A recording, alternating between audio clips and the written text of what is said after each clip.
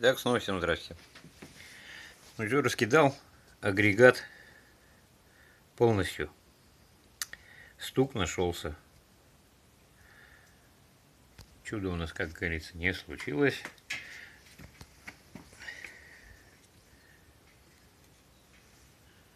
На взгляд все вроде было живое. Переднюю крышку снимаешь, шатун шевелишь. Все нормально, все путем, все ладом. Думаю, может быть, подшипник все-таки этот коренной. Коренной подшипник посмотрел. Вот он у меня. Вот обратите внимание, на нем видно две дорожки наработанные. Вот так вот хорошо видно. Вот.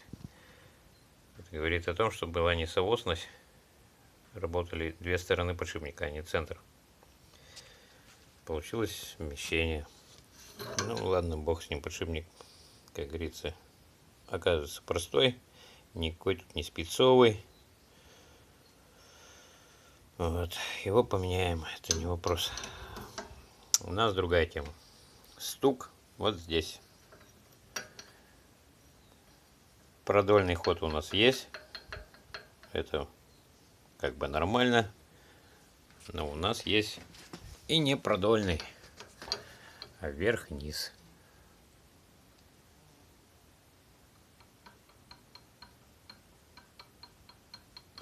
И ход его составляет примерно полмиллиметра.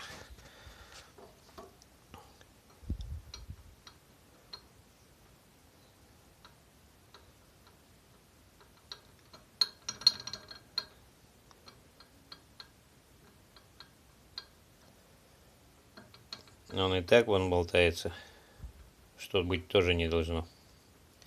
Он либо может вот так ходить, и больше никак. А у нас и вот так ходит.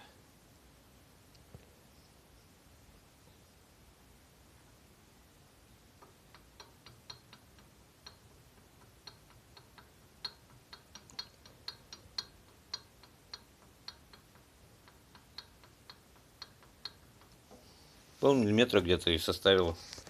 Сейчас открыну шейку. Болтики откручу.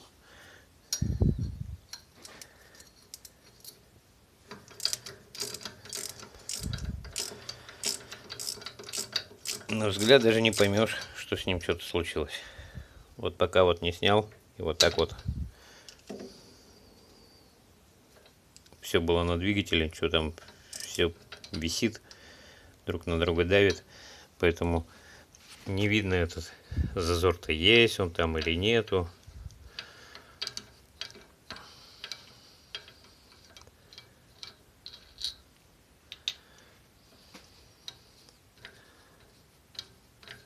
И шейка вроде блестит. Ну как она блестит? Она уже не совсем блестит. То есть она блестит, но с выработкой.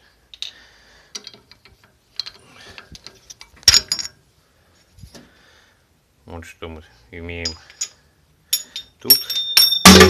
Ух. Опа. Ну как бы ровненько все.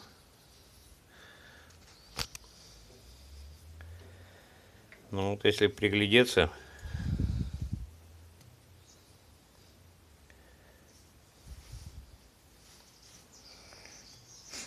может кто знает, какой у него должен быть зазор. Даже вот я вот так вот сверху, если смотрю на вал, на вот этот шатун, как бы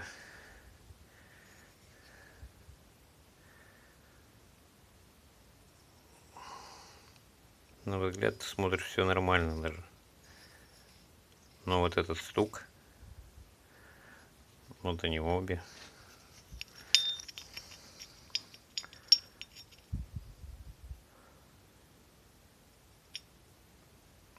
Не видно даже ничего, что задрато. Но стук-то вот он здесь и был. Этого стука быть просто не должно. На шейке вверх-вниз не должно. Вот вся причина. Беда, как говорится, подобралась. А всего лишь навсего крышечка отвернулась.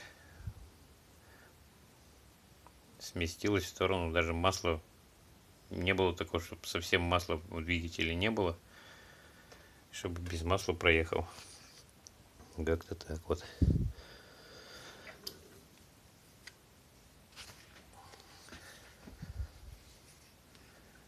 Шейка чистая абсолютно.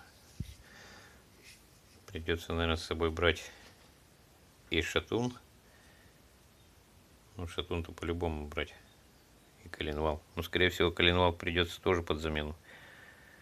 Че-то я даже не знаю, второй-то раз его использовать ли.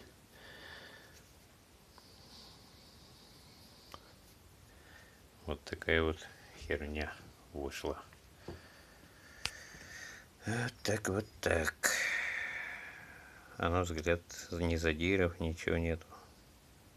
Аккуратно шкрябал он, потому что стружка такая меленькая. Вот сейчас, может, сумею показать. А тут уже все убрал, протер. Ну, короче, в масле вот такая вот петрушка. Что у нас еще по двигателю?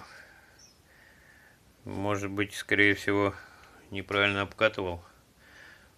Даже есть под задратой, так сказать,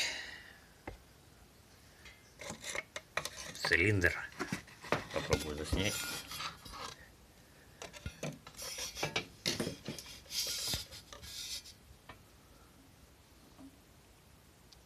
Нижняя часть под задратом, ну, она так слабенько.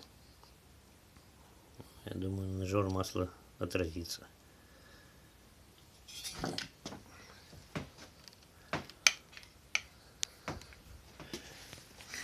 Посчитать надо по запчастям, сколько это выходит. Может, ну его нахрен, да, но другой взять.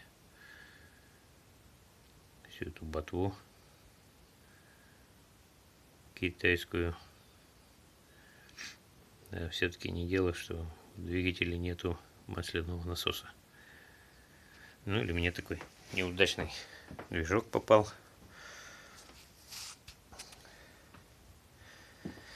Вот так вот. Что у нас тут еще?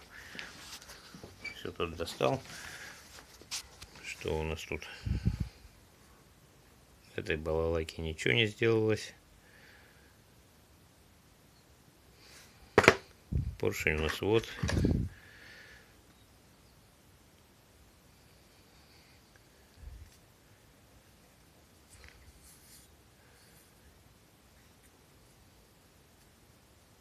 Да хоть бы нагар был, я не знаю какой. Протер тряпочкой, все чистенько. Ну вот, да, на шатуне, кстати, вот на этом движение только вот такое вдоль. А в каких-либо направлениях, вправо-влево, вообще ничего нет. Так вот, это и есть причина. Короче, коленвал крякнул напрочь. Так вот, башка у меня. Прокладка тут у нас металлическая. Нигде не секло. Все как бы нормально работало.